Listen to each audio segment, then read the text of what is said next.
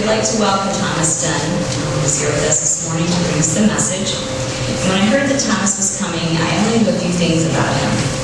Number one, he was very tall, and I don't think that's just relative to me.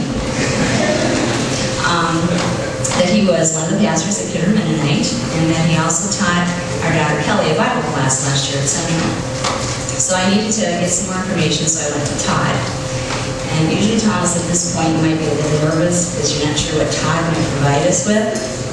But have no fear, he was nice and he gave us some good, interesting information. And I was correct in that Thomas taught Bible at Central last year. And he's the associate pastor for the youth and young adult at Kidron Mennonite Church.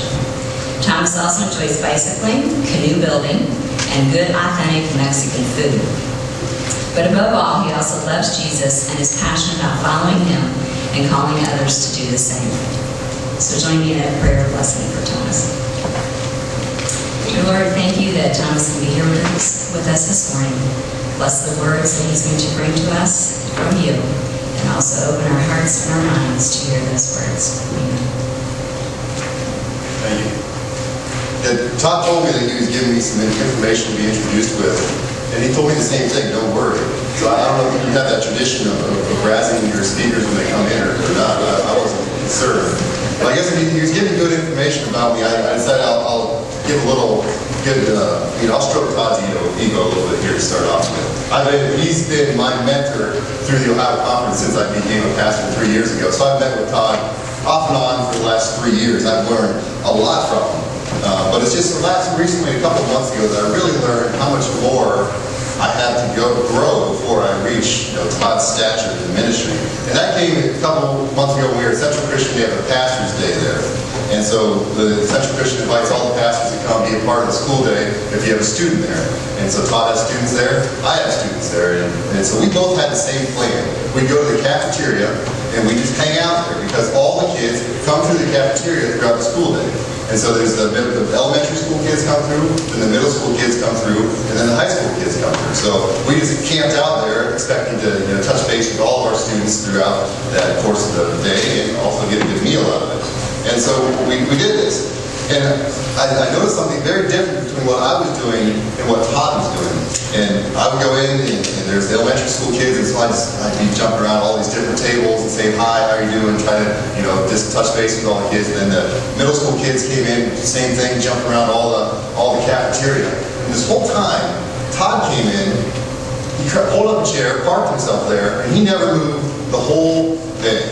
He just sat there, and all the Smithville Mennonite youth came to him and gathered around him. The elementary school kids did it, the middle school kids did it, and then the high school kids did it. And I said, Todd, how do you do this? And he just sit there and grin at me and said, you got some ways to go, Thomas, and I do. So next year I'm going to try that. I'm just going to sit there and see what happens. But I don't know that I'm there yet. I think I need some more years. So Todd gave us quite a bit of text this morning to look at, and we'll try to get through it. But before we get there, my title this morning is The Insidious Change. And before you get impressed or maybe saying, what does that word mean? I have to tell you, well, I guess it should be no surprise if you're a junior in here, you went to Central Christian last year. I had no idea how to spell this word. And it's thanks to Microsoft Word that we have the correct spelling in your bulletin. I type it out on the computer, and if a red line comes underneath it, then I right-click on it, try to figure out what it means. So I knew this word was out here. I had a vague idea of what it meant, and I think it fits for what I'm getting at this morning. I looked up some synonyms, and the insidious means a sinister or dangerous and this subtle thing that's happening. So dangerous and yet subtle at the same time. And so that's what we're going to look at, is how this dangerous and subtle change is happening. So this morning we're looking at Acts chapter 5. We're starting at verse 12 and going all the way to the end of the chapter, which is 42. I'm not going to read through all those verses, but we'll try to cover most of that text throughout the morning. And so the text starts with this brief couple verses about the miracles that were happening. The disciples were gathering together at the temple. They say they gathered at Solomon's colonnade. And they were doing some pretty amazing things. All these miracles were happening. People were bringing their lame, their sick, people that had the demons. They were bringing to the disciples, and they're all being healed. And this gives us this one little tidbit about Peter, which is just amazing. They said that people would stand beside where Peter was, and if they just stood in the shadow of Peter, that they would be healed. And this is just like mind-boggling. It's like you just stand in this person's shadow, and healing would come over you, and it's just word obviously spread. And you think about this, I mean, someone's shadow is doing the healing. It almost sounds like a wives' tale. Like, how is this the way that God really works? And you know, maybe question that, but I think it's the way it is because we have examples of Jesus doing things similar to that. You know, there's accounts in the gospel where Jesus healed people, and he wasn't even there. He didn't touch them. He didn't lay hands on them. He just said, your daughter is well. They're healed without him being there. And then we also have the story of the woman that was in this crowd of people, and she just reached out and touched the hem of Jesus' garment, and she was healed that way. And so we can see how this is something that's confirmed that has happened in the Gospels. Jesus did healings in a similar way that Peter's shadow. We're going to come back and talk to that story a little bit more and look at some of that detail. But these miraculous things were happening. They were getting people's attention. People saw what was happening, particularly the leaders of the day, the Sadducees and the Pharisees. They saw that these miracles were happening. They got their attention, and it says that they were becoming jealous. They were jealous of all these good things and the attention that the disciples were getting. And so they had to be put in prison. They put them in a public prison overnight, and because this is the only motive that we see here is out of jealousy. And then the story goes on, and the disciples are in the prison, and they're visited by an angel. An angel comes to them and releases them. He says, you're in jail, and unlocks them and lets them go out. And yes, but before the disciples leave the prison, before they go back to doing what they're doing, the angel gives them a message. He says, go and stand in the temple courts. Well, we know they were already in the temple courts. I said that earlier. That's where they're doing the healing. So he's telling them to go to the temple courts. And then he says, and tell the people the full message of this new life. Tell the people the full message of this new life. And I love the phrase that this angel uses. That's the way it's written in the NIV, is to preach the full message of this new life. And I think we can learn a lot from that.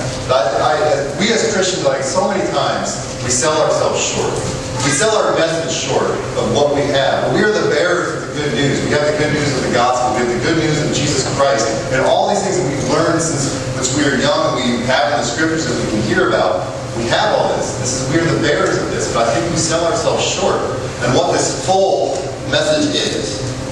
A lot of times we just let ourselves, preach the message or even talk about it or think about it. It's just only something for after this life. It's eternity. Or, it's this different thing where we sell ourselves short because we have a full message of life for healing, for the spiritual body, for the soul, the emotions, everything. We have a message of good news for all people, for all situations. And I think a lot of times we don't push that as much as we should. We may push the right word, but we don't preach the full message of this good news. So we have this idea that the angel wants the full message to be preached. And I want to go back to the story I referenced earlier of Jesus when the woman that was bleeding touched the hem of his garment. And I think this gives us a great example of what this full message is. And just a little background, this woman had been bleeding for years. Bleeding for years, and she spent all her money on physicians, and it couldn't be fixed. And so Jesus walking through the crowd. There's some details. It's a very, very crowded amount of people. It says the crowd was pressing up against Jesus. And she was sitting there, and she managed through this crowd to reach out and touch the hem of his garment. Just touch the hem of his garment. And immediately she felt healed. She was made whole. She could feel that her body was cured. The bleeding had stopped. So her physical healing happened. She hadn't been healthy in years, and all of a sudden she felt healthy. But Jesus didn't stop there. He knew immediately the power had left him. And he stopped. This whole crowd all around him, he stopped. He said, who touched me? And obviously the disciples looked at him and said, Jesus, everyone's touching you. You're being pressed on every side.